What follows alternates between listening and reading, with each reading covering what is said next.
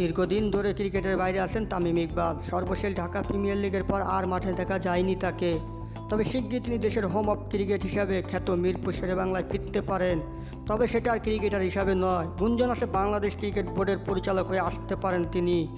শোনা যাচ্ছে পরিচালক হলে ক্রিকেট অপারেশনের প্রধানও হতে পারেন। তবে প্রশ্ন হচ্ছে কোন প্রক্রিয়ায় তিনি বোর্ড পরিচালক হয়ে আসবেন। চারদিকে গুঞ্জন ক্যাটাগরি 3 থেকে পরিচালক হয়ে আসতে পারেন তিনি। সেখানে জাতীয় দলের সাবেক অধিনায়ক, সাবেক 10 ক্রিকেটে আরও সব সার্ভিস, বিশ্ববিদ্যালয় সকল শিক্ষা বোর্ড, বিকেএসপি কোঅব মনোনীত প্রতিনিধিরা ভোট প্রদান করেন।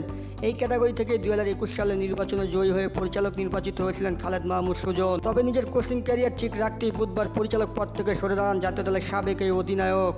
আর তার পদত্যাগের পর ক্যাটাগরি 3 পরিচালক পদটি শূন্য হয়ে গেছে। আর সেই শূন্যস্থান পূরণ করতেই তামিম ইকবালকে পরিচালক করে বোর্ডে নিয়ে আসা হতে পারে বলে জানিয়েছে বিভিন্ন সূত্র। যদি তিনি পরিচালক হন তবে বোর্ডের স্ট্যান্ডিং কমিটি ক্রিকেট পরিচালনা বিভাগের প্রধানের দায়িত্ব তাকে দেওয়া হতে পারে বলে শোনা যাচ্ছে।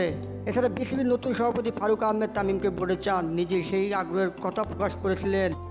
সভাপতি হিসাবে দায়িত্ব গ্রহণের পর ফারুক প্রথম সংবাদ সম্মেলনে গণমাধ্যম কর্মীদের প্রশ্নের জবাবে ফারুক বলেছিলেন, আমি চাই তামিম আরও 2-3 বছর ক্রিকেট খেলুক, বিশেষ করে ওয়ানডে ফরম্যাটে। আর যদি খেলতে না পারে তাহলে বোর্ডে এলে আমি খুশি হব।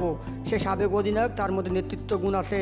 তবে তামিমকে শেষ পর্যন্ত বোর্ডে দেখা যাবে কিনা সেটা হয়তো সময় বলে দেবে। কারণ এই ক্যাটাগরিতে পরিচালক হওয়ার দৌড়ে নাম শোনা যাচ্ছে সাবেক অধিনায়ক খালেদ মাসুদ পাইলটেরও।